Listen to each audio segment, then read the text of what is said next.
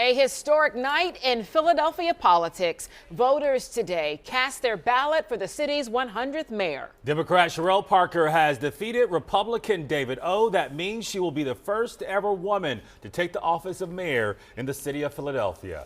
Tuesday night, I'm Shari Williams alongside Gray Hall. The big story on Action News tonight is Election Night 2023, one for the history books. Yes, there are a number of races in the tri-state area tonight. The most notable is a race for the next mayor of the city of Philadelphia. Cherelle Parker has won that race with an overwhelming number of votes. Democratic candidate for mayor of Philadelphia, Cherelle Parker. She is talking right now. She's at the podium.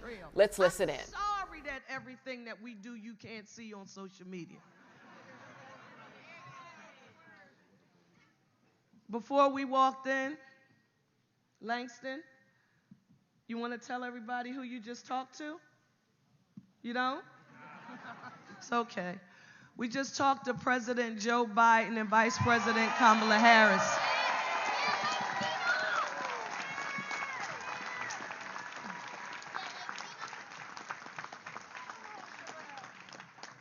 We just told them that this is an election the people have chosen, and Lord knows I'm proud, but Philadelphia cannot be successful without an immense amount of support from the White House and our Congress. We need the support. Both of them said that they are prepared and they are ready. We were with our governor. We have our Speaker, Joanna McClinton. Speaker McClinton, can you raise your hand? Somebody just mentioned to me that our appropriations chairman, Jordan Harris, Jordan Harris, can you raise? So I just want you to understand our appropriations, I call him the boss with the hot sauce, Vincent Hughes. Raise your hand, Senator Hughes. State Senator Sharif Street, our Democratic Party chair. It's important for me to acknowledge their presence, because if anybody, and I needed to say this for the record because I think I see some veterans in the room. I'm talking about veterans of politics.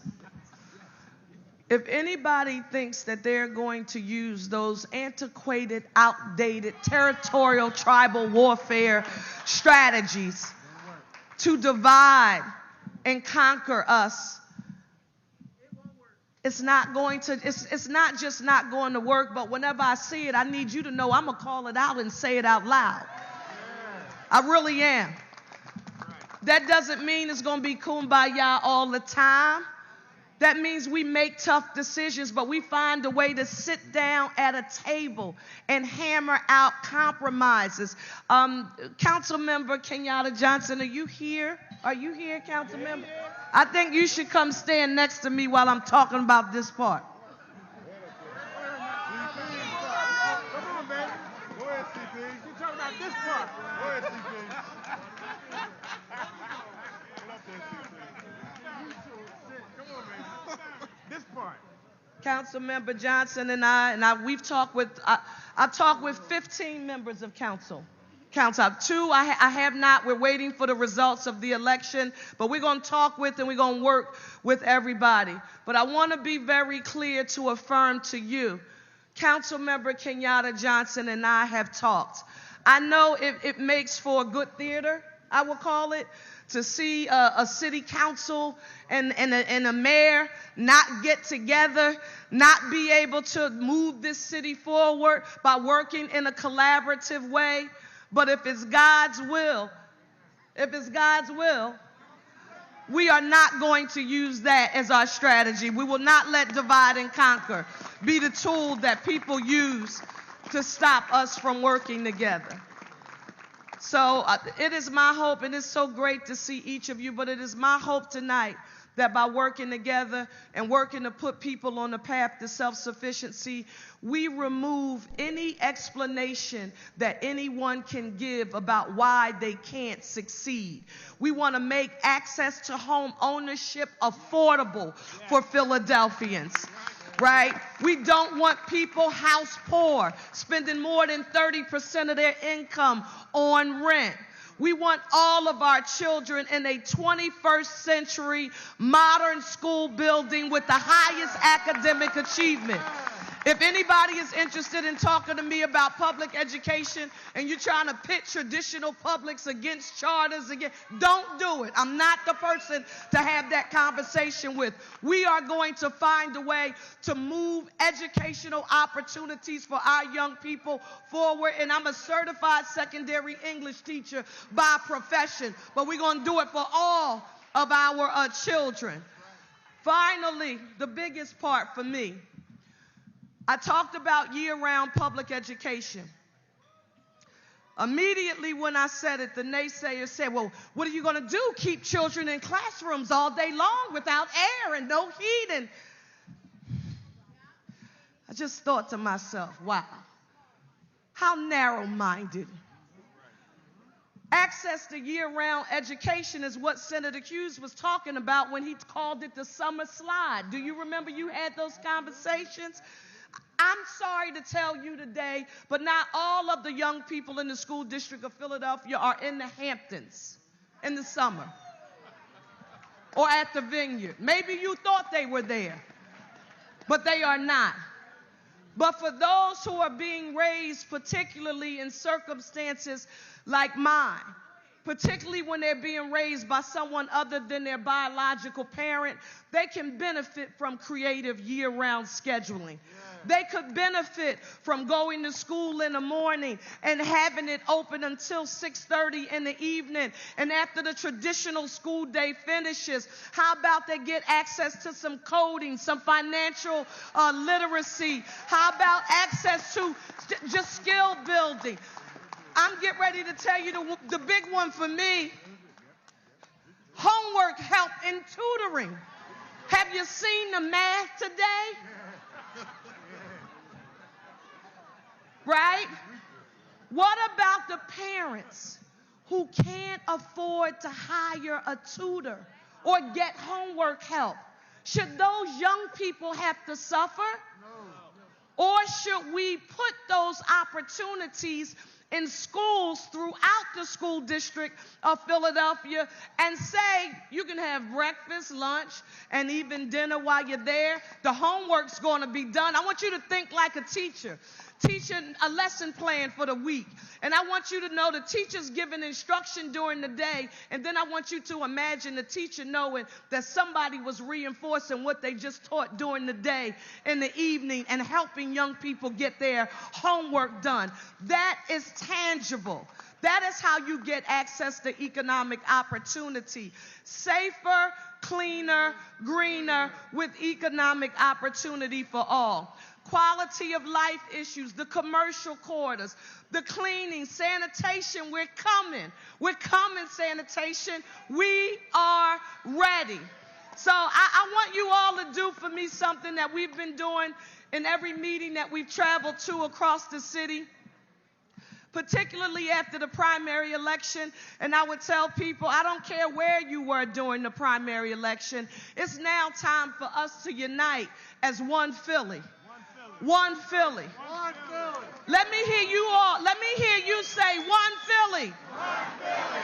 A city united. One Philly. One Philly. A city united.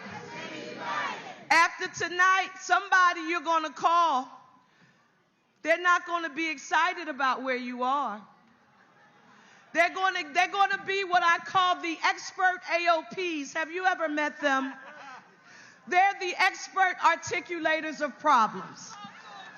They're going to tell you over and over and over again just how and why all of this intergovernmental collaboration and convening of private sector and faith-based and philanthropic communities, just why it won't work. When they tell you that it won't work, I want you to listen, be patient and listen. But once they're finished, this is what I want you to say. Don't throw shade on my Philly shine. Don't throw shade on my Philly shine. We stand on the shoulders of the great ones. We're going to do what people think is impossible, and we are going to do it together. Get your resumes together. Make sure they're updated. Figure out what mayor's community council you're going to join. What board or commission are you going to attempt to use your time, talent, and treasure to help move our city forward? Building trades, SCIU, sanitation workers. Garrett Snyder, I don't see you. You must be. Greg Siegel, Dennis Zatlin. Thank you all. Now, somebody's going to write a book about who did this. Somebody's going to tell a story. Ryan Boyer, where are you? Is Mungo Sanchez here? Is the Carpenters here? Bill Sproul? Gabe? Somebody. Hey, Bill Sproul, somebody's going to talk about who did this. I need you to see the team. Sincere Ray Harrison, Aaron Platt, come here.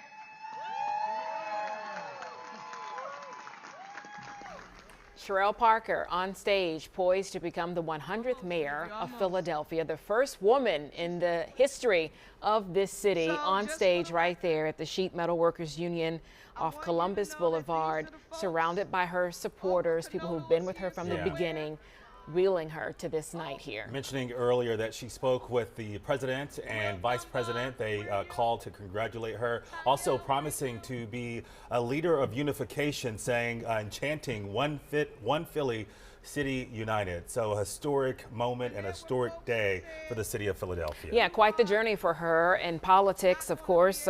She'll be Philadelphia's next mayor. She, of course, was in the State House, City Council, and now she's moving into this role. Will be a first for the city in so many historic ways. So, of course, we'll have more from Cherelle Parker as the evening goes on this election night. Let's go now to Action News reporter Becca Hendrickson. She joins us live tonight in Bustleton with the David O campaign. And Becca, what is the reaction there tonight? Gray and Shari, David O has not addressed this crowd yet to concede the election. He came in to cheers from his supporters. He took one look at the numbers on the screen behind us and he said he's been here before. He wants to see where these numbers go for a little bit longer. And since then, he's been walking around the room talking to his friends, families, and supporters. Take a look at some of the video. We are at the Emperor Restaurant in Northeast Philadelphia. He came in here about 9 o'clock this evening. Again, he said he's faced deficits before and wants to see more time with what happens here. Was a former city councilman and colleague of Cherelle Parker. He had aimed to become Philadelphia's first Asian American mayor. He ran on lowering the crime rate, had wanted to hire a surge of Philadelphia police officers, and wanted to address drug use in the city. He faced an uphill battle from the start of this election in a city that votes primarily Democrat. He knew these odds and chose to run as a Republican anyway. I've been around this block a few times, and so I know he can never know until there's a certain period of time. So yeah, please, whatever happens, we gave it all we can.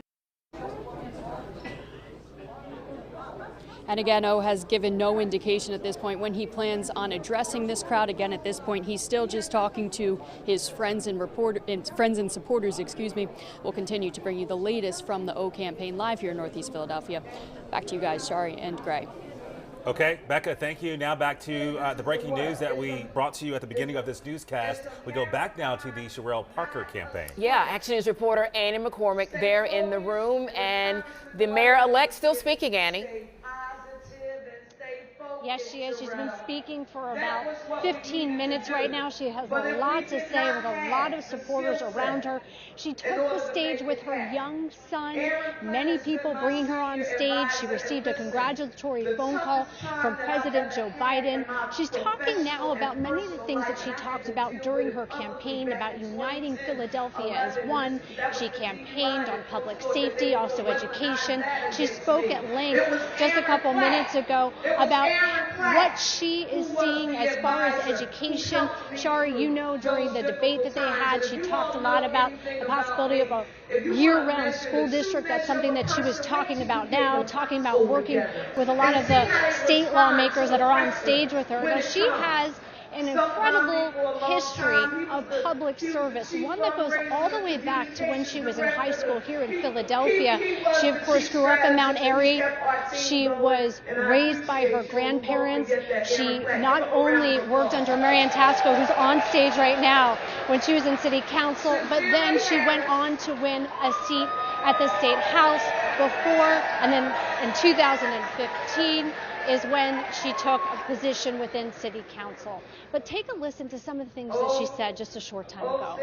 My message to Philadelphians from all walks of life was that if they would just give me the opportunity, that I would put to great use everything inside of me, my lived life experience, my professional experience, my academic preparation, that I would put all of it to great use to work with you all to make Philadelphia the safest, cleanest, greenest big city in the nation with economic opportunity for all.